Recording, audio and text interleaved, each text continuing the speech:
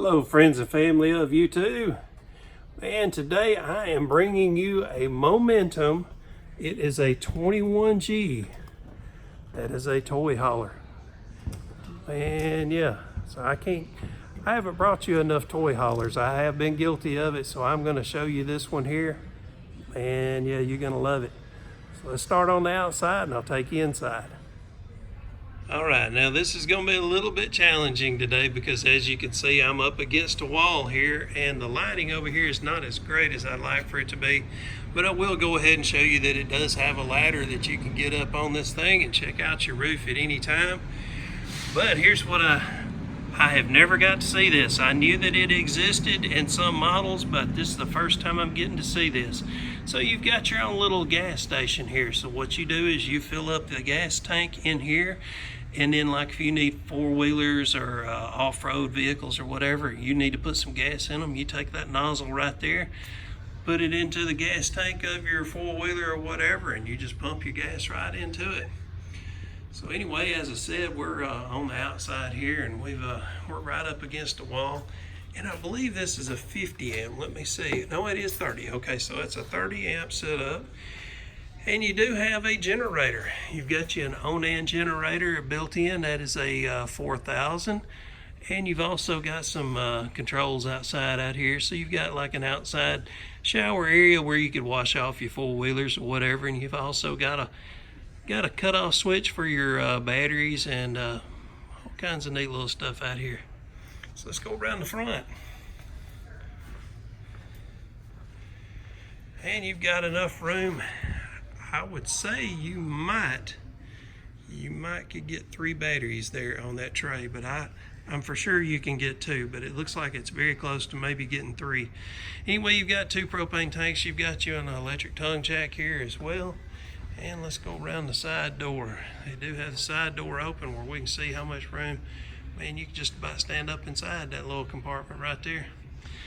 And of course it does have 4 stabilizer jacks that you can set down and help keep a good stable sit as you're at the campground area or wherever you're at. And it does have an outside awning. You've got 2 speakers out here as well. You've got a 3-step entry. And again, this is a Momentum 21G. It's got WeatherTech insulation on here and a few other features. And I don't believe that I mentioned that it was a dual axle. Normally I go up the 2-step, 3-step entry or whatever, but today I think we're going to do something a little bit different since we are doing a toy hauler. So we've got right up top here, you can see those are like couches they fold up to get up out of the way. That's what these brown things are up here. And once you get that down, there's also, I believe, a bed on top of that. We will have a better view of that here in just a moment. But what I want to show you is back here in the back, you've got these D-ring clips, and that will help you tie down whatever you've got back here, whether it's a four-wheeler or whatever. So as you pull it up in here on this ramp, you can tie it down. Man, yeah, I'm digging this. I sat in these chairs a while ago. I do like these chairs. I wish I had one of these in my camper. So you can move these chairs around. These chairs are not mounted to the floor to stay in one particular spot. So got a good sized window here, and as you can see, they got the shade drawn down. You've got some storage up above. And I will say that storage is up pretty high. This is a very high ceiling. I am 6 foot. I've got arms of a gorilla, and I still cannot touch the ceiling. And you've got your air conditioner built into the ceiling as well. And you've also got a vent up here that you could open up and let some of the exhaust fumes or whatever, or maybe fuel fumes if you were storing your four-wheeler in here or something. But anyway, as I mentioned earlier, there is a bed right there, so that bed will also lower down if you want to have an extra bed in here.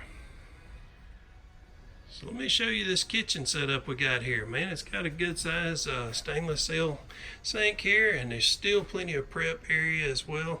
And I would say these drawers are about right at 4 inches deep, and you've got 3 of them here. And there's also one below the stove and oven combo here. Got enough room. You see how big that garbage can is, man. There is plenty of storage up under there. And as I mentioned, you have a good sized sink, and this is like a cutting board. You can take this cutting board, of course, and put it over the sink and double your countertop space. And you've also got plenty of room up here for storage right over the sink area, and good lighting. I love that they not only have the lighting here, but there's lighting back there as well. And I did not mention it, but this living area does not have a slide. So as you see it, that is how it will function no matter where you are. You do have an entertainment center right there and a little bit of storage down below, and that's probably about 4 inches deep. That's not very deep cabinetry there, but anyway, you've got about a 32-inch TV. And I did not show you the refrigerator freezer combo. This is a Dometic, and it's probably about 2/3 size of what you would find in a residential size refrigerator or freezer. And the heating is duct heating, so you've got it in these ducts here, and the air conditioning is ducted through the ceiling. Now there is a slide, but it's into the bedroom area. And I tried to lift up the bed, and what I discovered is the bed is permanent. This does not fold up. The back does, I believe, as this bed comes forward. So anyway, that does go into a slide, so something's going to have to happen with that bed for this to slide inward. But I do not work for the company that makes them or sells them, so I am not sure how that works. So you would have to check with them on that. But anyway, they did give you a little window back there, and they gave you a little bit of storage as well. And there is some duct here into the ceiling to bring you some cool air in here. And right back here is your panel for your breaker. That's what's going on down there. So if you've not seen one of those, and I don't normally talk about the breaker panel. Anyway, you got a little bit of drawer here that you could put you a few items in, but it's not very big. And again, you got the same thing here. But you could probably put you a chair right in here and probably use that to do your makeup, ladies, because you do have a full-size mirror right here into this bedroom. But there is pretty good bit of storage there for your clothing. And I did not mention it, but before I forget, you do have a little area there where you can store your phone beside the bed, but I do not see where you would charge it at. But over here you do have an area where you could plug in and charge up your cell phones, or you've got the 110 outlet there as well. And right here to divide between the bedroom and the kitchen area, you can slide that door back across and give you your privacy. And you've also got a privacy door that will slide to and from the bathroom. So let me show you the bathroom. Okay, the bathroom, you can enter right beside the doorway, so as you come in, you can go directly into the bathroom, or you can enter it from the bedroom. So if you had an emergency visit, you definitely can get in there pretty quick. Now the toilet, you've got plenty of room on the right hand side here for doing your paperwork business, and you've also got a shower here as well, and the shower has a shower rod. I like to see that. I just changed mine out, and that was a good thing to do. And you've got an area like a skylight over the shower. That's not necessary because generally those are put there for extra head height, but as high as this ceiling is, you will never need that. And it does have a fan in here in the bathroom as well, and there's also an air conditioning vent in here too to help keep it a little cooler in here, especially if you've been out four-wheeling. You want to come in here to a cool house. All right, so I like this. I like how they rounded that. That's pretty sweet.